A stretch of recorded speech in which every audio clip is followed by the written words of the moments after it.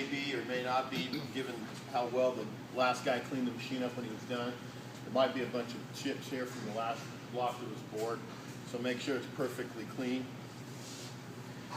And then the same thing on your parting line of the block. Now this one's really clean, but occasionally we'll see either mishandling or just machining or something. We'll see some kind of rough spots in here. We can, if we absolutely need to, very lightly deburr any high spots that might tip the block up and make it unlevel. But we don't want to remove any material from the surface right there because it makes the main housing more smaller and it will distort the size if we don't remove it evenly. Don't do this unless you absolutely have to. Okay? You might also see burrs on the table, on the cradle right here where the block's going to sit. Most of what you're feeling are low spots from guys dropping a block on there or handling it too roughly. They're not high spots. So again, don't do this unless you absolutely have to knock off a high spot left behind. The main thing is perfectly clean.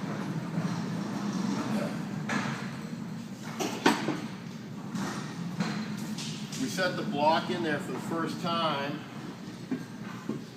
We want to make sure that we get at least the front and the rear main housing bore on this machine surface right here. You see it's dipped down in the middle. This isn't necessarily true to anything. This has been machined on both ends. That's the part we want to make sure we can make contact with.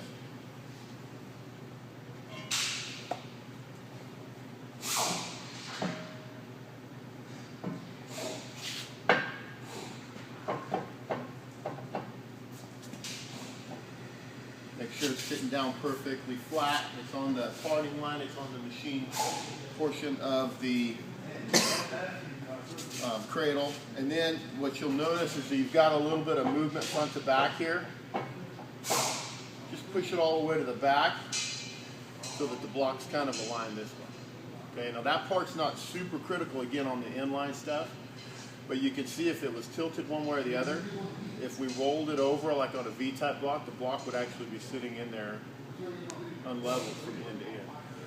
Since we're not having to roll this from one axis to the other, we just kind of want the cylinders roughly in line. We can just push it back, okay?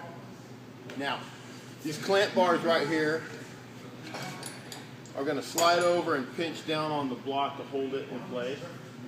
But we want these bars flat, not tilted like they are right now. So we're going to have to adjust these nuts to maintain the bar in a horizontal position. We don't want it tilted like it was.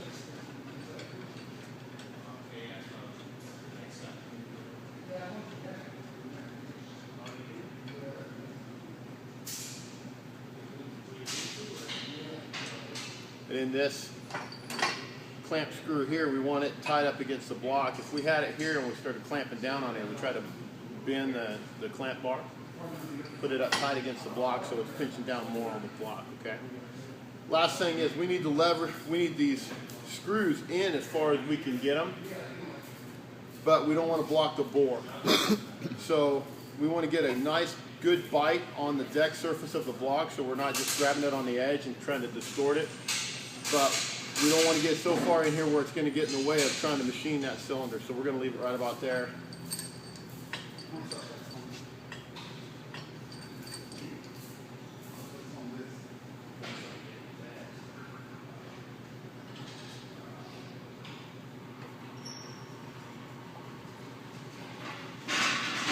Sit down finger tight and we'll bring this one in.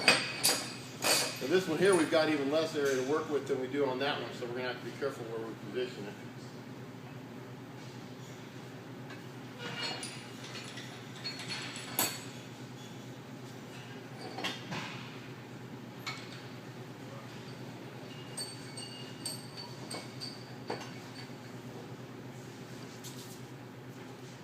Pretty much everything you need for this machine's in that cabinet right there, including the tools to tighten this down. Don't over tighten it even though you've got a nice big long wrench here. Put a little pinch on it.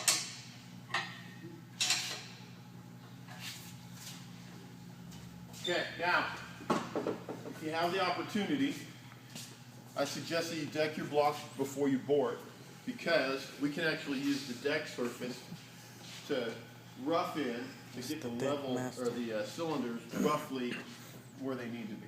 Okay. What I mean by that is we can use a level on the deck surface right now to check it end to end to make sure that we don't have the thing sitting in there funny. There's not a bunch of chips or something underneath the block that's holding it up cockeyed.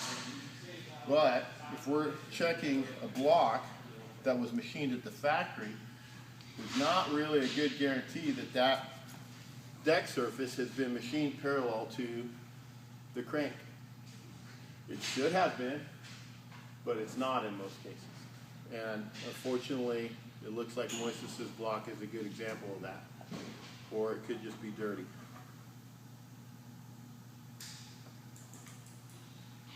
Yeah, it's pretty consistently high on this end right here. So, and I know the thing was clean when I put it in there, so that's not the issue. So it might be that that deck surface isn't perfectly parallel to the main housing wall. That's not as critical other than to make sure that we don't have it sitting in there crooked.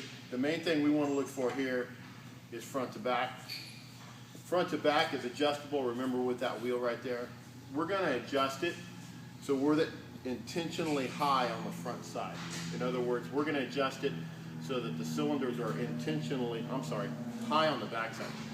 We intentionally want the cylinders to be pitched this way in the machine. We're not going to be completely rolled up flat, we're going to be back just a little bit. You'll see why in a minute. So the bubble's going to be slightly heavy on the back side here.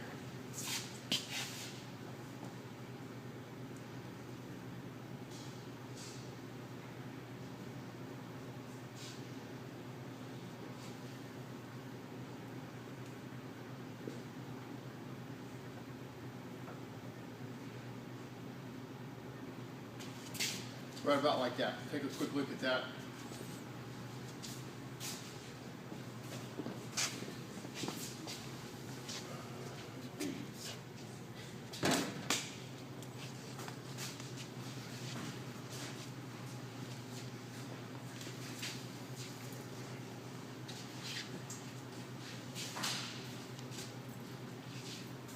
Okay, now the reason we're doing that is because we just want to get it close, but we're not going to rely on the deck surface to orientate these cylinders where we want them to be. We're going to rely on the cylinders, okay? So instead of asking your buddy, we're going to ask you, so to speak, okay? Not relying on the deck to level up the cylinders, we're going to rely on the cylinders to level up the cylinders. Now to do that, we're going to have to use this fixture. This fixture is at a perfect 90-degree angle. This bar goes down in the cylinder and touches the cylinder. Where's it going to touch the cylinder? Think about how your cylinder wears. Where's this going to touch the cylinder? It's going to sit in there like that. Okay, Miguel, what now? Not necessarily, no. Nope. You guys are kind of you're heading in a different direction. Think about the contour of the cylinder wall. Think about the way it wears. Where's this bar going to touch the cylinder wall? Major. Nope. On top of the ring ridge. On down. Does it wear it all on the ring ridge? Down touch. No. Where else is it going to touch? All the way to the bottom. All on the very bottom. Okay. The two parts of the cylinders that wear the least, the very top and the very bottom. Doesn't matter how jacked up it is in the middle, as long as it's touching on the ring ridge at the top and the unworn portion at the bottom. All right. We're going to hold it against that cylinder wall right there and let it set down on this table right here.